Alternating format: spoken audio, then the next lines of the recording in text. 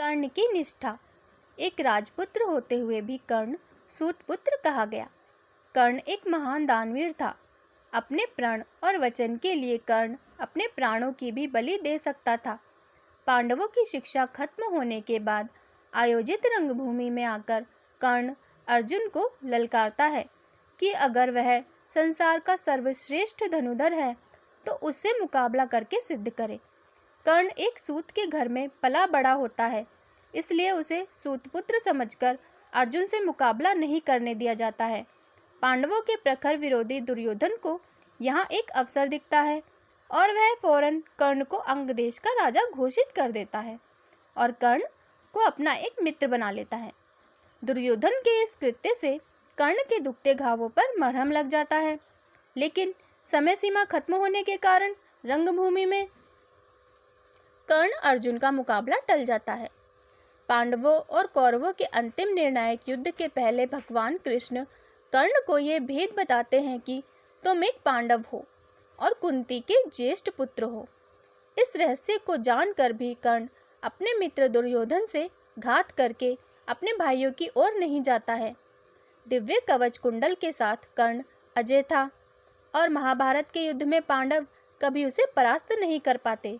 अतः इंद्रदेव उससे सुबह स्नान के समय ब्राह्मण स्वरूप में आकर दान में कवच कुंडल मांगते हैं। पिता सूर्यदेव द्वारा दिखाए गए स्वप्न से कर्ण को यह बात पहले ही ज्ञात हो जाती है कि इंद्रदेव उससे रूप बदलकर कवच कुंडल मांगने आएंगे, पर फिर भी दानवीर कर्ण ब्राह्मण रूपी इंद्रदेव को खाली हाथ नहीं लौटाता और उनकी मांग पूरी करता है। इंद्रदेव कवच कुंडल के बदले में कर्ण को एक शक्ति अस्त्र प्रदान करते हैं, जिसका सिर्फ एक बार इस्तेमाल किया जा सकता था और उसका कोई काट नहीं था। युद्ध के दौरान भीम का पुत्र घटोत्कच कौरव सेना को तिनकों की तरह उड़ाए जा रहा था।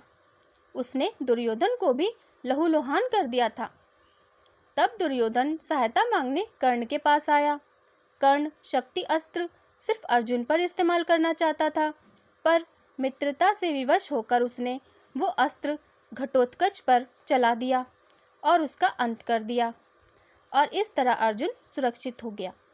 अपने साथ दो दो श्रापों का बोझ लेकर चल रहे कर्ण को यह बात पता थी कि जहाँ धर्म है वहीं कृष्ण होते हैं और जहाँ कृष्ण है वहीं विजय भी होती है।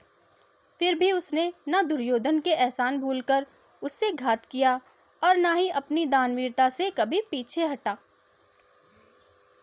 सार: हो सके तो किसी के ऋणी मत बनो, और एक बार अगर किसी के ऋणी बन ही जाओ तो ऋण चुकाने में आनाकानी मत करो। अगर कोई कुछ मांगने आए तो उसे निराश नहीं करना चाहिए। जितना संभव हो उसकी मदद करनी चाहिए।